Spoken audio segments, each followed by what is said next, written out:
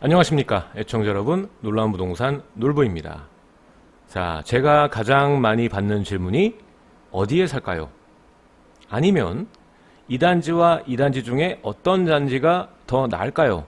이 질문을 가장 많이 받습니다. 자, 그래서 오늘은 이러한 선택의 기준을 조금 확실히 해드릴 수 있는 이 내용으로 구성을 해봤습니다. 오늘의 제목은 이 아파트를 사지 말고 희소성을 사라입니다.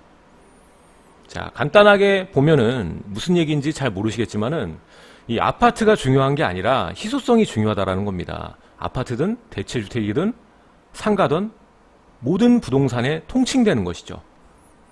자, 그럼 오늘의 내용, 희소성에 대해서 한번 알아보겠습니다. 시청하시기 전에 좋아요, 구독하기 버튼 꼭 부탁드리도록 하고요. 상단에 있는 버튼 누르시게 되면은 놀부 부동산 스쿨 카페와 부동산 스터디 카톡방 입장이 가능하십니다. 자, 우리가 부동산을 바라봤을 때 가장 기본 사항부터 살펴봐야 됩니다. 부동산에 여러 가지 특징이 있죠. 뭐 개별적 특성도 있고 고유 특성도 있고. 하지만 변하지 않는 게 있습니다. 바로 부동산은 움직일 수 없다는 것입니다. 부동산 말 자체가 이 움직이지 못한다라는 것, 위치에 기반된다는 것을 나타내고 있죠. 이렇듯이 부동산 특징 중에 가장 중요한 부분이 바로 이 유일무이하다는 것, 즉 희소성인 겁니다. 이게 가장 본질적인 특성이고 여러분이 투자를 하는 이유입니다. 가치를 대체할 수는 있지만 그곳이 두 개가 될 수 없다는 것이죠.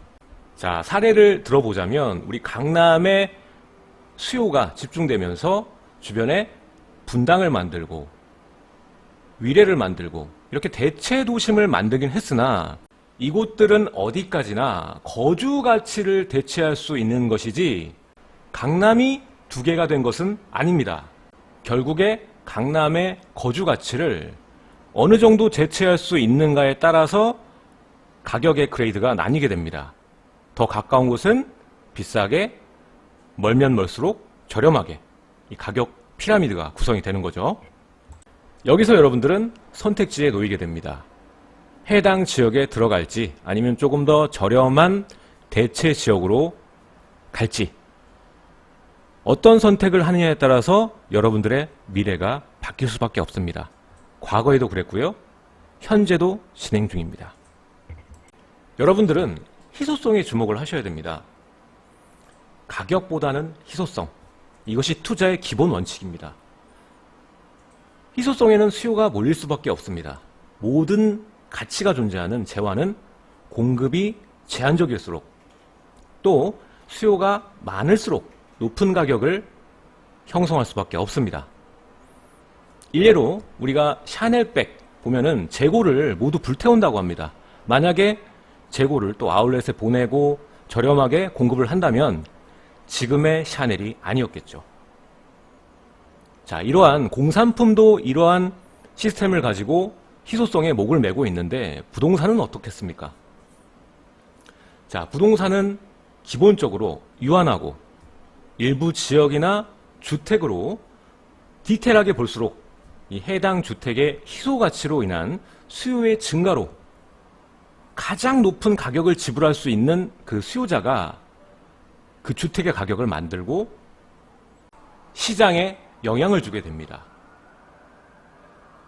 지불 능력이 낮으면 낮을수록 차선 주택을 고를 수밖에 없고 이 차선 주택의 가격도 결국에는 올라가게 되겠죠. 이것을 막을 수 있는 유일한 방법이 희소성을 제거하는 것입니다. 공급을 늘리는 거죠.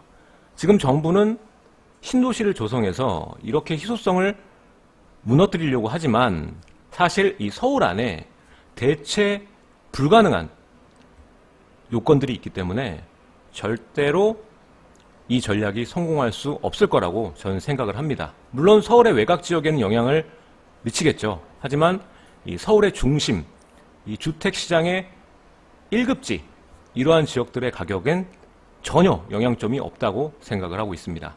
자, 이렇게 희소성을 바탕으로 수요자에게 인기가 많은 부동산들은 특징이 가격이 오를 때 상승기에 가파르게 올라가지만 반대로 또 하락 조정기가 왔을 때 쉽게 가격이 빠지지 않는 특징을 보이고 있습니다. 수요자들이 하방 지지를 하게 되는 거죠. 워낙 인기가 많으니까. 또 이런 이야기가 나오면 희소성이 중요한 게 아니다. 지금 몇 년 전만 해도 이 정도 가격을 보였던 단지가 이 정도까지 올랐다. 게다가 대출 규제로 인해서 살 수 있는 수요자가 감소하지 않았느냐라고 말씀을 하십니다. 물론 틀린 이야기는 아닙니다. 당연히 수요자층이 감소했기 때문에 이전과 같은 폭발력을 가지면서 상승하기는 어려운 환경이죠. 하지만 수요자가 감소했다고 해서 살 능력이 없다라고 판단하는 것은 잘못된 생각이라는 겁니다. 내가 못 산다고 남이 못 사는 게 아닙니다. 현재 심각하게 사회 문제로 대두된 키워드가 바로 양극화죠.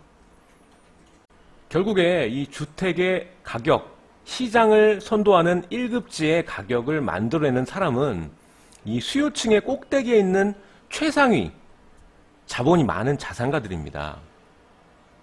그러니까 이 말은 꼭 수요자가 많아야만 가격이 오른다는 건 아니라는 거죠.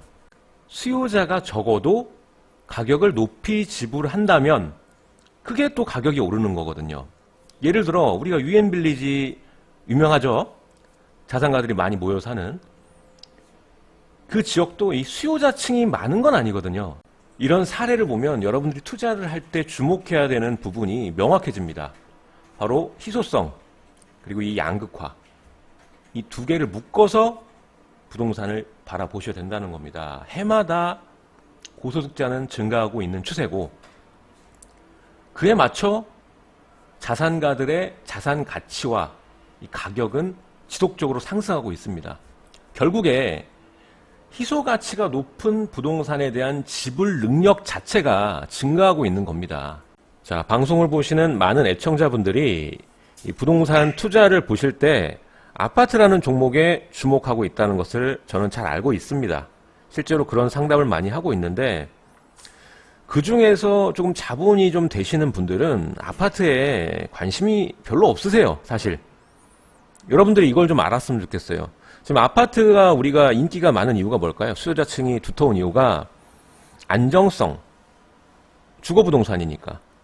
그리고 환금성, 우리가 팔고자 할 때 부동산 중에 그나마 가장 빨리 팔 수 있는 종목이니까. 여기에 기반을 두고 있는 거거든요. 근데 아파트라는 종목 자체가 희소가치가 높은 부동산 종목이라고 보긴 어렵습니다. 물론 희소가치가 높은 아파트 단지는 있죠. 하지만 전 부동산 종목 중에서 희소가치가 높은 종목은 아니라는 거죠.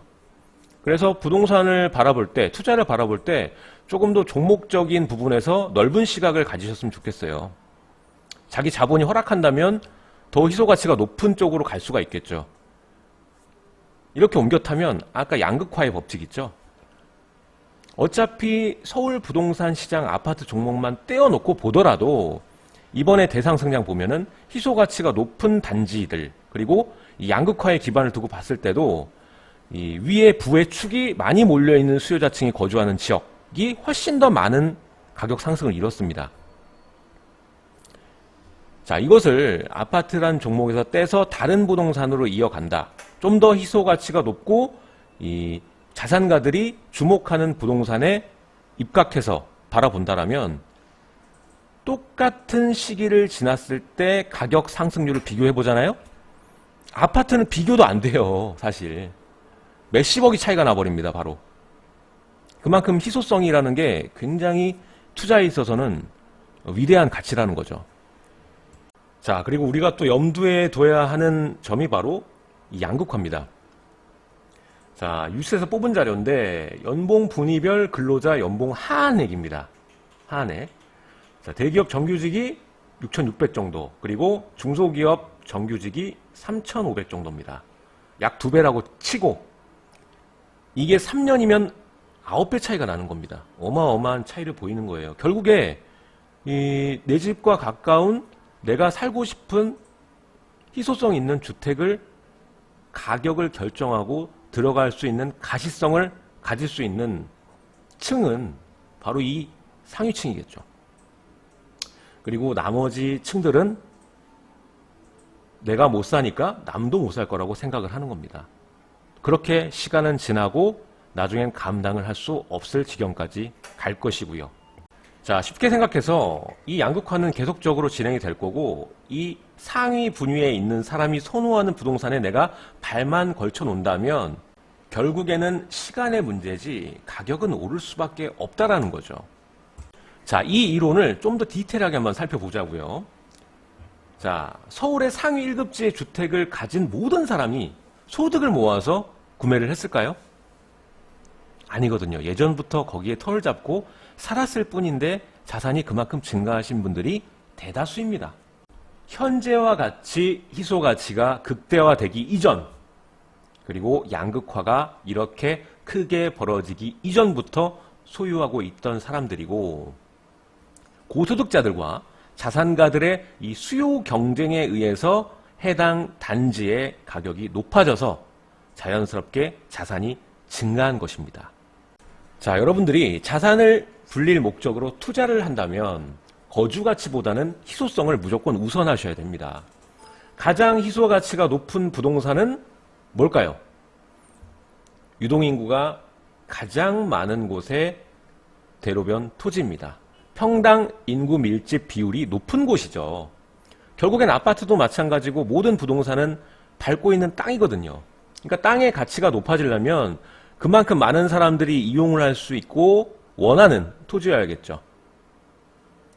주택도 마찬가지. 가장 많은 인구가 찾을 수 있는 곳이나 앞으로 그렇게 될 수 있는 곳을 미리 찾는 안목이 필요합니다. 지금 현재 쉬운 건 뭐예요? 이미 수요자층이 많은 아파트 단지는 찾기 쉽습니다. 하지만 여러분들이 투자를 했을 때 수익이 크다고 볼 수는 없거든요. 이미 높은 가격대를 형성하고 있으니까. 하지만 앞으로 그렇게 될 곳을 여러분들이 찾아서 저평가 지역을 찾는다면 수익은 높아지겠죠. 물론 잘못 고를 확률도 높을 것이고. 자, 그럼 희소성을 어떤 관점으로 봐야 될까? 희소성은 주변에 널려 있습니다. 뭐 지금 방송을 보시는 여러분도 희소성이죠. 단 한 분밖에 안 계시니까. 그런데 단순히 희소성으로 그치는 게 아니라 그 가치가 중요한 거거든요. 일예로 우리가 공사 현장을 예로 듭시다. 그럼 벽돌을 나를 수 있는 사람은 대체가 쉬워요. 하지만 그 건물을 설계하는 사람 아니면 자본을 대는 사람은 굉장히 한정적이고 대체가 힘들죠. 그래서 단순한 희소성보다 희소 가치, 대체가 불가능한 희소 가치일수록 높은 가격을 형성할 수밖에 없는 겁니다. 자, 그럼 한번 볼까요?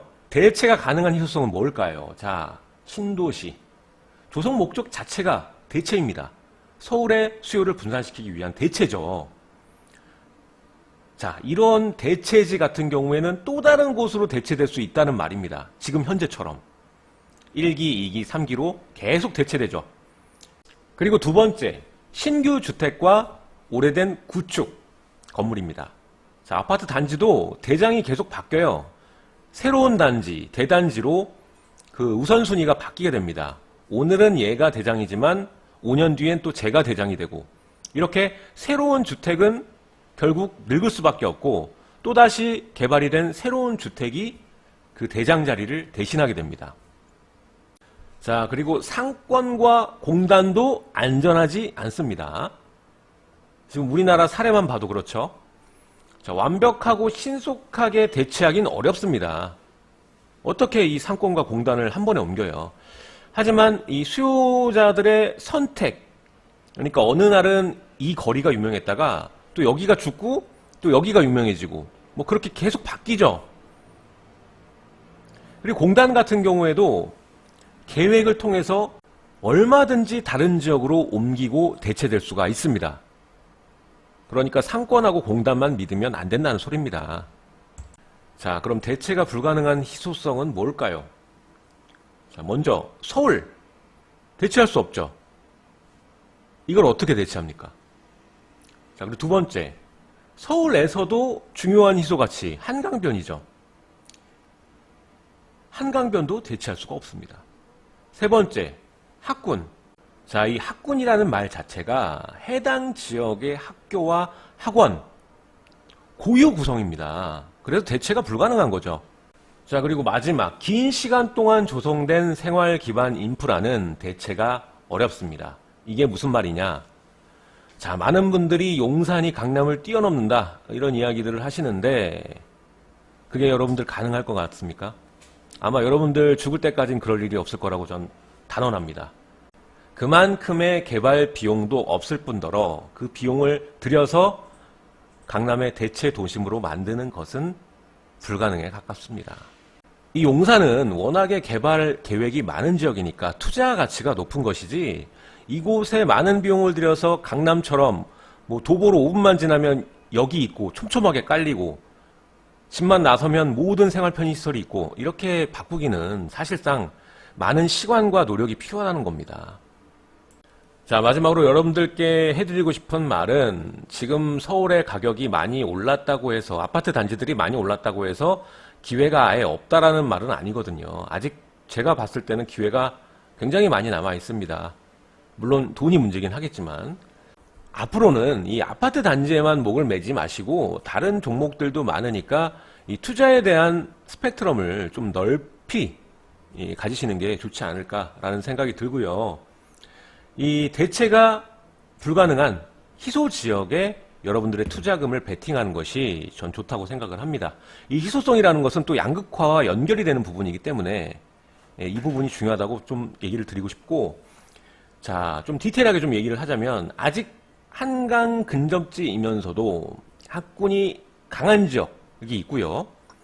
많이 오르지 않은 학군이 강한 지역, 그리고 기업이 밀집하고 있는 지역, 한강 주변이면서 기업이 밀집하고 있는데 아직 저렴하다는 거죠.